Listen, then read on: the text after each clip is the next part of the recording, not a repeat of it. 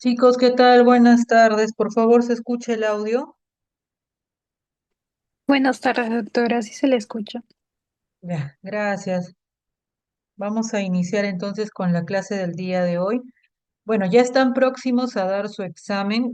Si bien el tema de dermatología es bastante amplio, lo primero creo que siempre tienen que ustedes que recordar es el tema de lesiones elementales, porque eso es la base para que puedan entender el resto de los temas y también no sea tan difícil que puedan relacionar o memorizar también los temas, ¿no? Porque en un tiempo tan corto ya más que todo empiezan a memorizar. Pero si han ido practicando en sus sedes, la parte de relacionar va a ser más sencilla.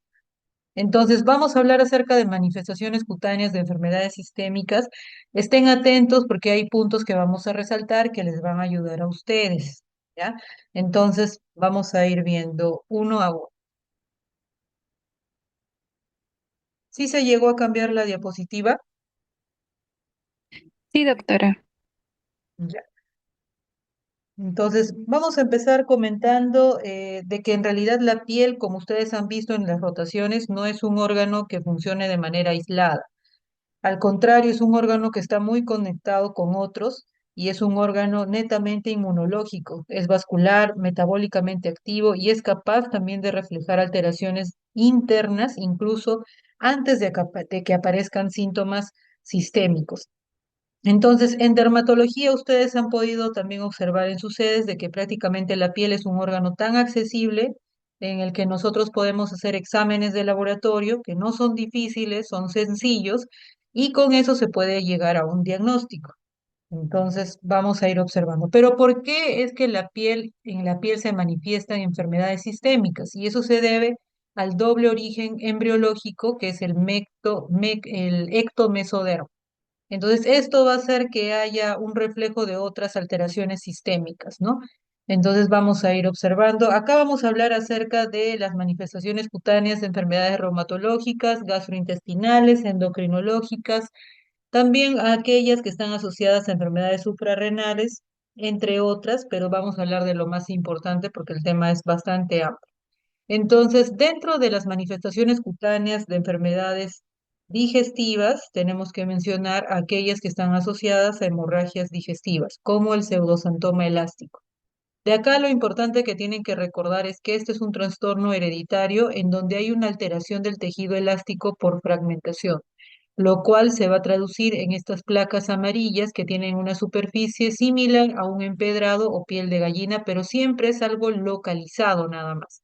En el caso de la paciente, por ejemplo, vemos una placa que tiene una apariencia en empedrado, que es casi incluso normocrómica, y se encuentra en la región cervical lateral izquierda.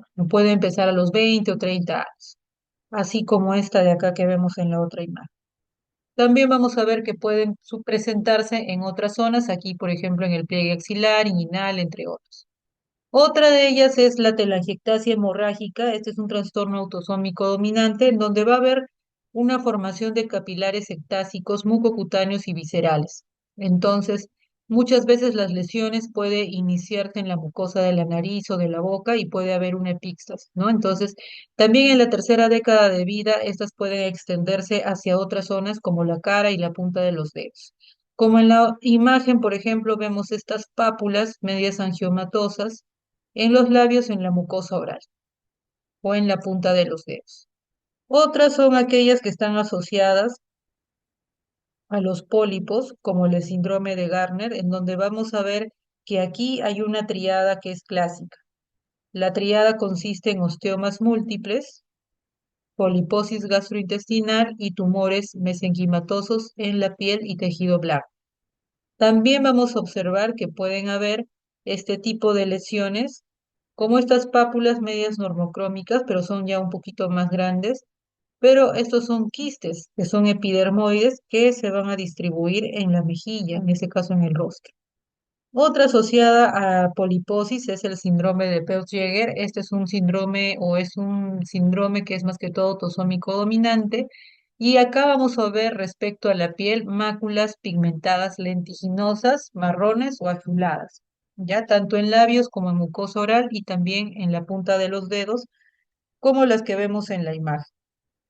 Aquí quiero que presten atención, por favor, porque en aquellas que están asociadas a la mala absorción tenemos algo clásico y que es frecuente en dermatología, que es la dermatitis herpetiforme. Esta es una manifestación cutánea de la enfermedad celíaca o de la enteropatía por gluten y vamos a ver que más del 85% de los pacientes muestra una inflamación intestinal en la biopsia yeyunal. Eso el estudio, ¿no? Pero vamos a ver que hay signos y síntomas que aparecen concomitantes de la mala absorción, ¿no? Vamos a observar entonces como lesiones elementales, pápulas, vesículas agrupadas en la superficie extensora de los brazos, de codos, rodillas, es superficies extensoras. Entonces, de pronto puede venir una pregunta que sea un caso clínico de un paciente que tiene ya como antecedente mala absorción y que está en estudio y de repente el paciente viene a la consulta en dermatología porque presenta unas vesículas en superficies extensoras de miembros superiores. Entonces, la conducta más apropiada es realizar una biopsia. Y en la biopsia, lo clásico que se va a observar es que se detecta el depósito de IgA granular en las prolongaciones papilares de la dermis. Esto es lo que nos va a hacer el diagnóstico de una dermatitis herpetiforme. Tengan esto en cuenta, porque las preguntas vienen como casos clínicos. Entonces, esta podría ser una de ellas.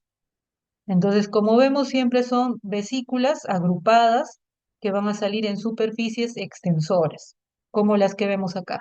A diferencia del herpes zóster, que también se presenta con vesículas, las lesiones del herpes zóster son pruriginosas y son dolorosas, muy dolorosas. Estas no. Y en la biopsia vamos a ver una ampolla subepidérmica con neutrófilos en su interior, pero lo importante es el depósito de IgA. Entonces no se vayan a olvidar eso. Vamos a hablar acerca de las que están asociadas a enfermedades inflamatorias intestinal, como la enfermedad de Crohn y la colitis ulcerativa. En este apartado lo que vamos a ver es que los pacientes van a tener manifestaciones cutáneas específicas y manifestaciones cutáneas inespecíficas o que son reactivas. Es decir, que en el caso de estos pacientes su curso va a coincidir con la exacerbación de la enfermedad digestiva. Y en las manifestaciones que son específicas, se refiere a que el paciente va a presentar más bien ya un informe o una histopatología en donde van a haber granulomas que son idénticos a los que se encuentran en el intestino. Entonces, en este caso son más frecuentes en la enfermedad de Crohn. Entonces puede venir un caso de un paciente que tiene enfermedad de Crohn como antecedente y que está en tratamiento. Entonces puede encontrarse también otras lesiones a nivel ya periorificial, ¿no?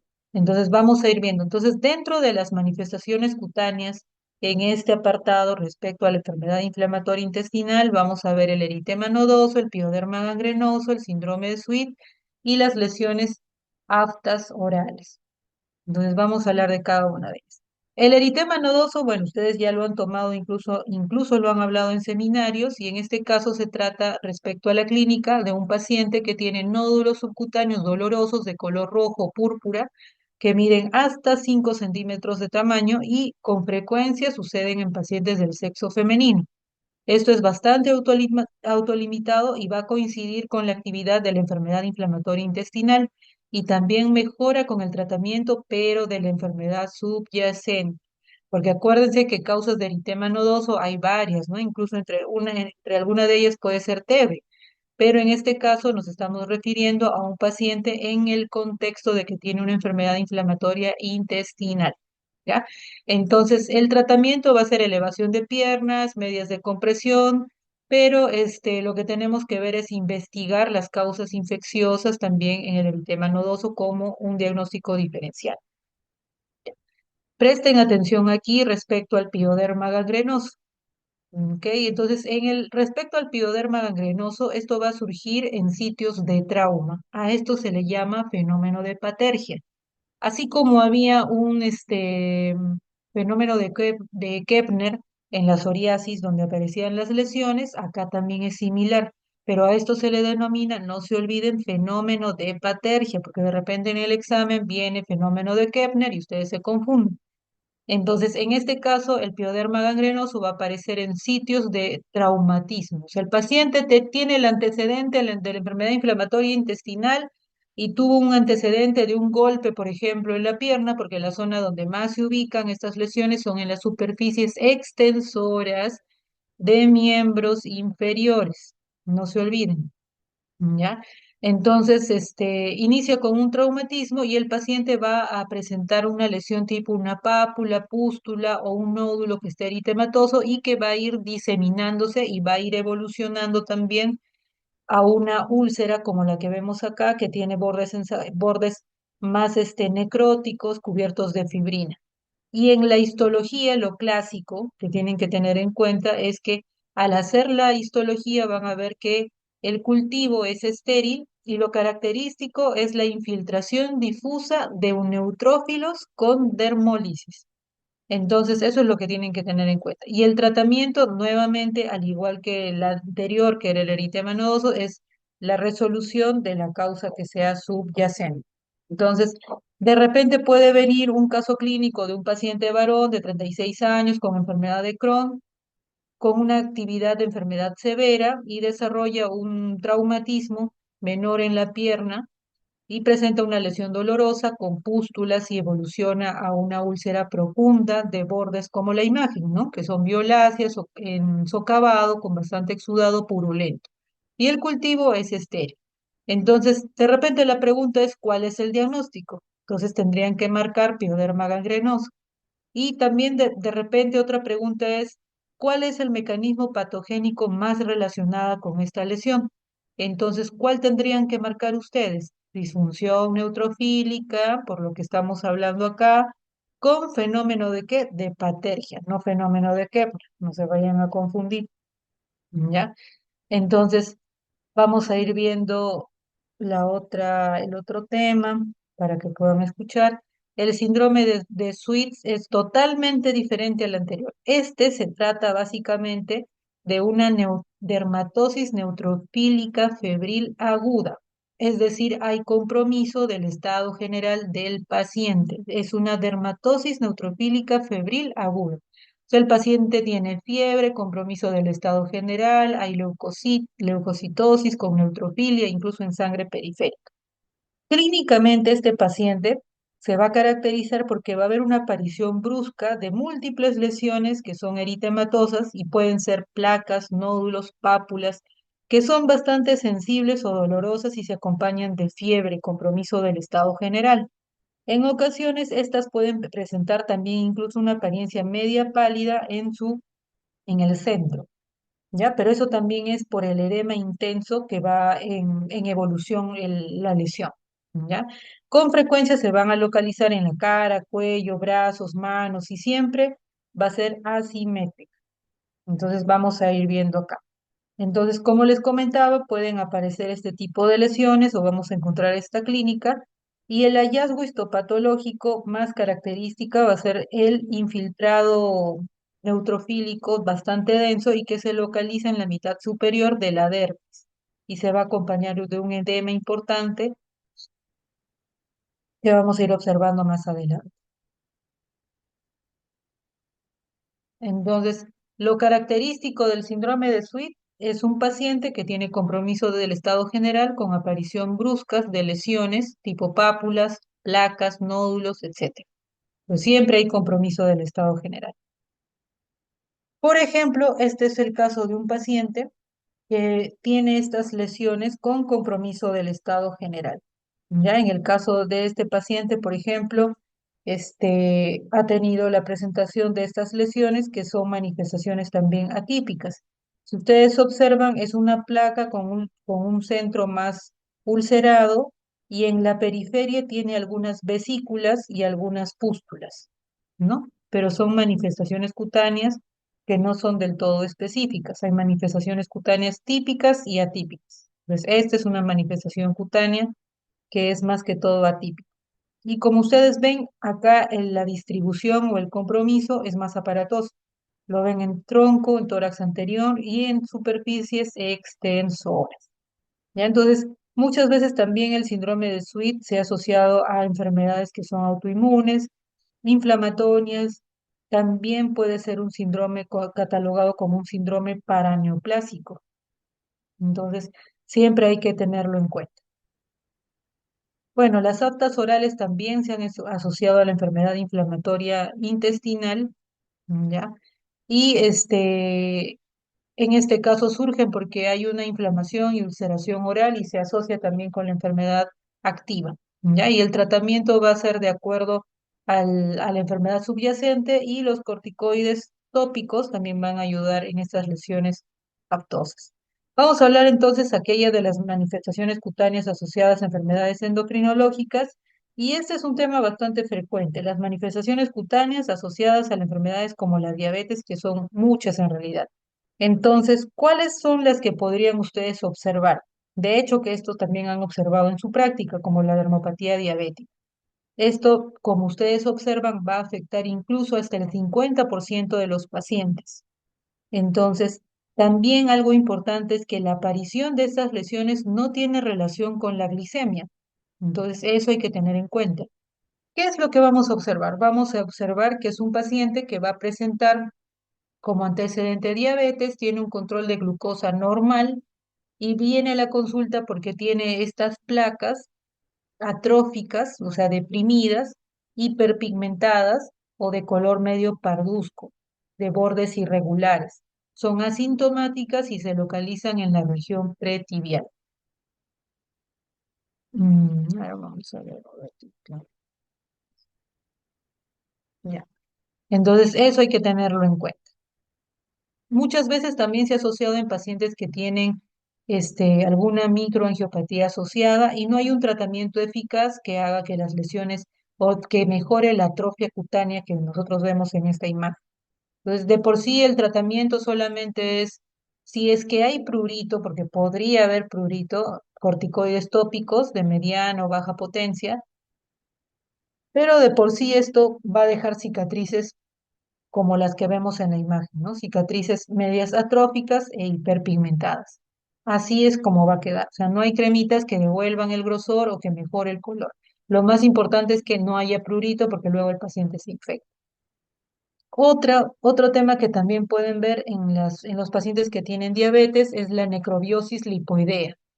En este caso es un paciente que va a presentar placas bilaterales que son circunscritas y atróficas en la región pretibial, pero siempre son bilaterales. Y en las emergencias, por ejemplo, se confunden mucho porque piensan que son celulitis.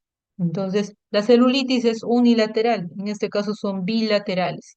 Tampoco hay dolor, pero sí son placas bien eritematosas con un borde activo regular y son indoloras. Entonces, lo indoloro y lo bilateral en un paciente con diabetes me lleva al diagnóstico de la necrobiosis.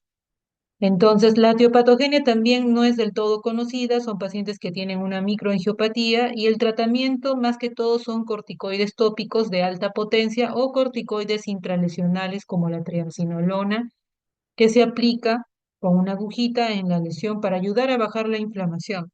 Pero esto tampoco significa de que van a desaparecer. Muchas veces se resuelven y en algunos casos pueden dejar manchas hiperpigmentadas como la que vemos acá, ¿no? Pero el tratamiento es corticoides.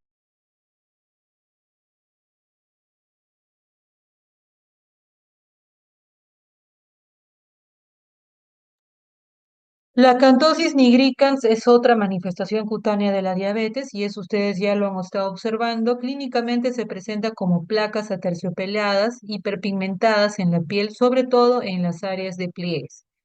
Con frecuencia también se va a observar en pacientes con resistencia a la insulina, obesidad o un síndrome de metabólico como parte de. En este caso, el tratamiento va a ser la reducción del peso que va a permitir revertir el proceso, pero no es de que las cremas despigmentantes van a aclarar este tipo de manchas. Otra manifestación cutánea, en este caso vamos a hablar acerca del síndrome de ovario poliquístico y probablemente esto ya lo han visto en los consultorios, con pacientes que se van a presentar con hirsutismo, acné, alopecia androgénica, acantosis nigricans. Entonces, recuerden que el síndrome de ovario poliquístico se caracteriza porque hay hiperandrogenismo y anovulación. Entonces, es en el contexto de una paciente mujer que está en edad fértil, que tiene trastornos en la menstruación o hay anovulación crónica, también en ausencia de una patología hipofisiaria o suprarrenal. Entonces, la paciente va a tener hirsutismo, tiene un acné que sobre todo se puede localizar en la región mandibular, pecho, espalda y alopecia androgénica y acantosis nigricans.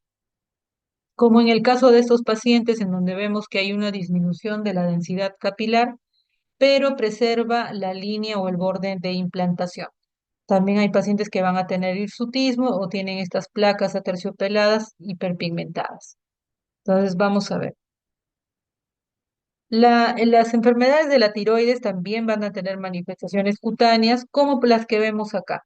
En el caso del hipertiroidismo, vamos a ver que va a ser necesario pedir, si acude a la consulta un paciente que tiene de repente la piel más cálida, más húmeda, eritema en las palmas, hiperhidrosis, por ejemplo, adelgazamiento difuso también a nivel del cuero cabelludo, también tiene de repente onicolisis, o de repente es un paciente que tiene mixedema, acropaquia, prurito o una urticaria crónica. Entonces es importante tener en cuenta que si un paciente viene con estas manifestaciones, yo tengo que pedir perfil tiroideo como la TSH y la T4 libre. Por ejemplo, en estas imágenes vamos a ver la acropaquia tiroidea, que es una rara manifestación. También vamos a ver que hay una disminución de la densidad capilar. También vamos a ver dedos en palillo de tambor. También en algunos pacientes podemos ver placas alopécicas.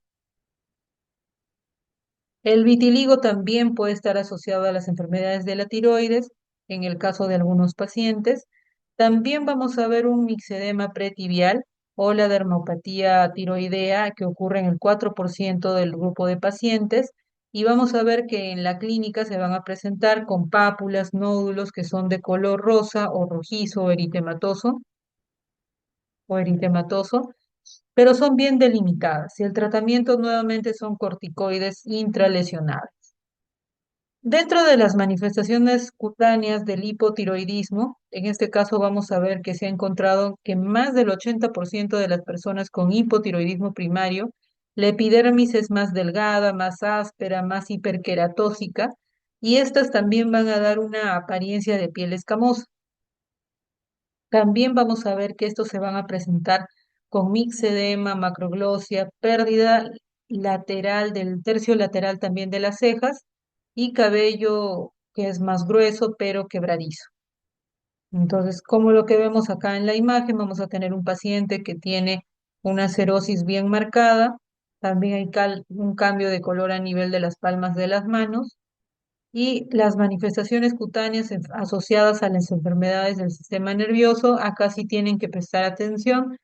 Vamos a hablar acerca de la neurofibromatosis tipo 1. Lo clásico de esto son las manchas café con leche que se presentan desde el nacimiento. Eso es lo que tienen que tener en cuenta. Entonces, neurofibromatosis tipo 1 es manchas café con leche, pseudoefélides axilares o inguinales, a esto se le denomina signo de Crohn, y neurofibromas al final de la infancia. A nivel del sistema nervioso central, vamos a ver que estos pacientes podrían desarrollar tumores como el glioma óptico o astrocitomas y son típicos también los nódulos de lis del iris, que se presentan más que todo en pacientes mayores de 6 años. Entonces, no se olviden, es neurofibromatosis tipo 1, pacientes que presentan manchas café con leche, pseudoefélides axilares y o inguinales, que es el síndrome del signo de Crohn, y los neurofibromas al final de la infancia, como los que vemos acá. También aquí tienen que prestar atención. Ya la esclerosis tuberosa es un síndrome neurocutáneo que se manifiesta antes de los 5 años. Se presenta clásicamente con lo que vamos a mencionar, angiofibromas faciales hasta en un 80%, placa fibrosa de la frente hasta en un 40%, máculas hipomelanóticas lanceoladas en un 100%, placa de Sapa en un 50%, fibromas periungueales o tumores de Cohen en un 80% y también manchas café con leche. Pero lo clásico, ¿qué va a ser? Lo anterior que hemos descrito. Placa de Zapa, máculas hipomelanóticas lanceoladas, angiofibromas faciales y la placa fibrosa de la frente. Entonces, como la que vemos en la imagen. En esta imagen, por ejemplo, en la imagen A, vamos a ver los angiofibromas faciales, que se presentan con estas micropápulas que están bien dispersas en la zona centrofacial. La imagen B es la placa en Zapa, que vamos a ir observando como la que vemos acá. Y la otra imagen que vamos viendo, por ejemplo, en esta imagen del niño que ustedes tienen, por ejemplo, de perfil, es la mancha o la mácula hipomelanótica lanceolada, como la que vemos acá en una vista lateral y posterior. Y acá ya vemos prácticamente todas, ¿no? Los angiofibromas faciales, en la D vemos la placa en Zapa, también vemos también en la otra imagen vemos las máculas hipomelanóticas y los fibromas periungueales o tumores de Cohen. Entonces no se olviden de estas, por favor. Vamos a ver también otra manifestación cutánea del síndrome de Stroop-Weber y este es el tercer síndrome neurocutáneo más común y va también a presentar manifestaciones neurológicas como convulsiones. Las lesiones, en este caso que vamos a observar o en la piel, vamos a ver que la lesión es una malformación vascular que consiste más que todo en capilares que están dilatados y delimitados también a la dermis. Ya con los años, esta mancha la vamos a denominar mancha en vino o porto o nebus flameus. Entonces no se olvide, mancha en vino porto es el nebus flameus. Y esto aumenta la dilatación de las paredes y de los vasos y aparecen con el tiempo dilataciones exofíticas que son similares a las moras, sobre todo al final de la etapa adulta. Y la colocalización va a ser a nivel del nervio trigémino. ¿Cuál? Vamos a ver en este caso que pueden seguir la rama del quinto uno, del quinto 2 o quinto 3. De acuerdo a las manifestaciones cutáneas, a las enfermedades o asociadas a las enfermedades reumatológicas, la que tenemos que mencionar y que es clásica son las manifestaciones asociadas a la dermatomiositis. Recordemos que la dermatomiositis es una miopatía inflamatoria. En este caso, la piel suele afectarse antes que la afectación muscular. Esto se va a presentar en adultos, también se puede presentar en niños, pero no es tan frecuente, ¿ya? En adultos, más que todo, también hay que descartar neoplasias porque puede estar funcionando como un síndrome paraneoplásico. En el caso de los niños, se llama dermatomiositis de Wong y puede presentarse también con unas micropápulas, sobre todo en superficies extensoras, pero acá lo que nos interesa es ver la descripción en el adulto. Entonces, la dermatomiositis presenta manifestaciones cutáneas que son características y preceden muchas veces a la debilidad muscular. Entonces, de pronto es un caso clínico de un paciente que acude a la consulta porque ha tenido debilidad muscular y ahora o presenta, perdón, manifestaciones cutáneas y también está asociado a la debilidad muscular. Pero las más clásicas, ¿cuáles van a ser? La pápula de Gottron, que se van a localizar sobre las articulaciones de las manos, el eritema en heliotropo periauricular con edema palpebral y otras lesiones también vamos a ver como el signo del chal, el signo en B, la epoiquilodermia, sobre todo en áreas que son fotoexpuestas. Entonces, identificar estos signos es bastante importante ya que nos van a orientar al diagnóstico y pueden asociarse también a enfermedades sistémicas y neoplasias, sobre todo en pacientes más adultos. Entonces, no se olviden de este cuadrito, ¿ya? Porque de repente en el examen puede venir que no corresponde o de repente para asociar. Entonces, no se olviden de las pápulas de Gottron, el signo del chal, la funda de pistola, también el signo de Gottron, la poiquilodermia, etcétera. Por ejemplo, en esta imagen ya vemos la afectación a nivel de las manitos, vemos la región anterior de los dedos, vamos a ver estas pápulas más eritematosas. A nivel del rostro, por ejemplo, en esta paciente vamos a ver que hay eritema a nivel del párpado superior e inferior. A esto se le llama eritema en heliotropo. Y además vemos en el caso de la imagen que está asociado a un edema palpebral, ¿no? Y también vamos a ver una mancha o una placa más eritematosa en la región anterior del cuello, que es el signo en B. Nuevamente en la imagen vemos el eritema en heliotropo, que es lo clásico, pápulas de Gottron. En la imagen lateral de las piernas vemos el signo de la funda de pistola. Este es el signo del chal, que es bastante pruriginoso también. Entonces, ahora vamos a hablar acerca de las manifestaciones respecto al lupus. Esto sí es un tema bastante amplio y nosotros nos vamos a abocar solamente a algunos, porque el tema del lupus es bastante amplio. Entonces, como ustedes saben, el lupus es una enfermedad autoinmune inflamatoria crónica que está mediada por autoanticuerpos y complejos inmunes. Vamos a ver nosotros que la piel es un órgano que está bastante comprometido y puede ser también la primera manifestación de una enfermedad que sea sistémica. También hay que recordar que existen criterios de diagnóstico para el lupus que incluyen un ANA positivo al menos una vez como criterio obligatorio, seguidos de criterios adicionales separados como, por ejemplo, pueden ser signos constitucionales, hematológicos, neuropsiquiátricos, mucocutáneos, entre otros, ¿no? Puede haber afectación renal, etcétera. También vamos a ver que hay criterios inmunológicos como el anticuerpo antifosfolipídico, la proteína de complemento, los anticuerpos específicos del ES, también son otros criterios que ustedes van a ir viendo. Entonces, nosotros vamos a ver acá en esta clasificación que hay manifestaciones cutáneas asociadas, por ejemplo, al lupus, pero vamos a abocarnos a este cuadrito de acá, por ejemplo, ¿ya? Entonces, ¿qué es lo que vamos a ver en este cuadro? Este cuadro básicamente resume la clasificación clásica de lupus eritematoso cutáneo y lo va a dividir en agudo, en subagudo y en crónico. El lupus cutáneo agudo se va a asociar mucho al lupus sistémico activo y se va a manifestar como el eritema malar localizado o el exantema generalizado, porque vamos a ver pacientes que se van a presentar así. El lupus cutáneo subagudo va a presentar lesiones, vamos a ir viendo más adelante, que van a adoptar cierta configuración, como anular, pápulo escamosa, sobre todo en zonas que son fotoexpuestas. Y estas también pueden estar asociados a un anticuerpo anti-RO y a la vez va a dejar cicatriz cuando sana. A diferencia de esto, por ejemplo, el lupus cutáneo crónico va a incluir el lupus discoide, como el que vemos acá, el hipertrófico, vamos a ver a la paniculitis lúpica y el lupus tumí. Ahora, estas lesiones también van a dejar atrofia y cicatrices cuando se presenten. También vamos a ver que cuando afecta el cuero cabelludo, van a sanar dejando placas alopécicas.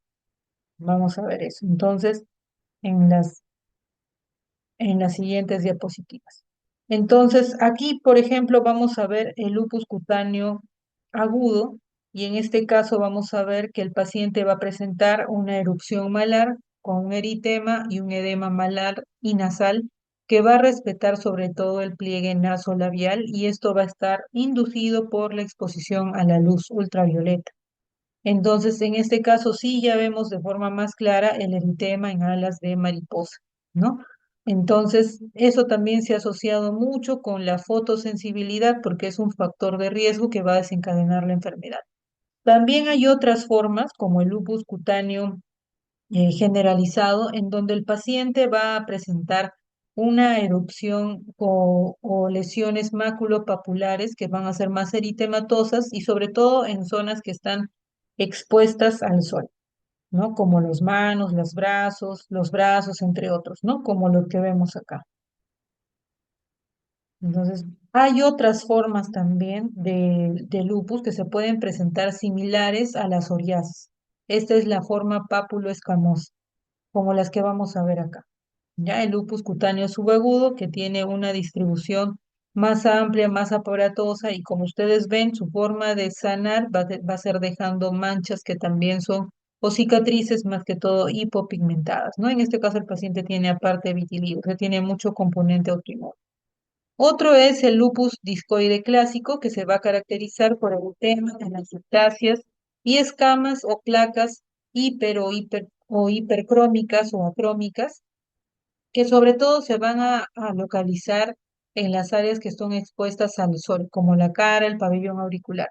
Se menciona que cuanto más extenso y por debajo del cuello se presentan, mayor es el riesgo de desarrollar una enfermedad sistémica.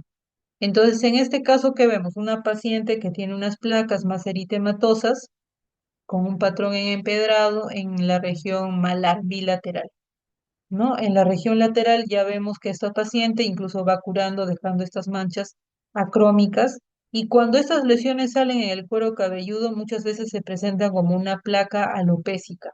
Pueden tener un poco de descamación, pero ahí no solamente tiene en el cuero cabelludo, por ejemplo, sino también tiene en la mejilla. Entonces, siempre es importante evaluar a ese tipo de pacientes. Entonces, y la resolución de esto nos conlleva a una alopecia cicatricial. ¿Pero eso por qué? Porque hay tanta inflamación que va a destruir al folículo. La paniculitis lúpica es otra manifestación que van a ver, que van a presentar con nódulos pétreos que se localizan sobre todo en región malar, miembros superiores, inferiores o glúteos. Y en este caso, cuando van avanzando en el tiempo, conducen a una atrofia, como vemos en la imagen, y calcificación subcutánea. El lupus túmido es otra manifestación y en este caso se va a presentar como una pápula o una placa o lesiones anulares o figuradas, sobre todo en zonas que son fotoexpuestas. Entonces, esto es una placa más de configuración arciforme o media anular ya eritematosa sin descamación, ¿no? En áreas fotoexpuestas. Entonces, pueden aparecer muchas veces como brotes y pueden predominar sobre todo en épocas de primavera o verano, ¿no? Como las que vemos acá. Otras son las manifestaciones que son inespecíficas, como las vasculitis, por ejemplo, que ustedes ya lo han observado anteriormente, y no vamos a hablar de esto, pero vamos a hablar acerca de las manifestaciones cutáneas asociadas a enfermedades suprarrenales. En este caso, una de ellas es el síndrome de Cushing y ustedes van a ver que estas pacientes se presentan con una fascia en cara de luna llena. También se menciona que hay un cuello de búfalo por la acumulación también de grasa a nivel de la región cervical posterior.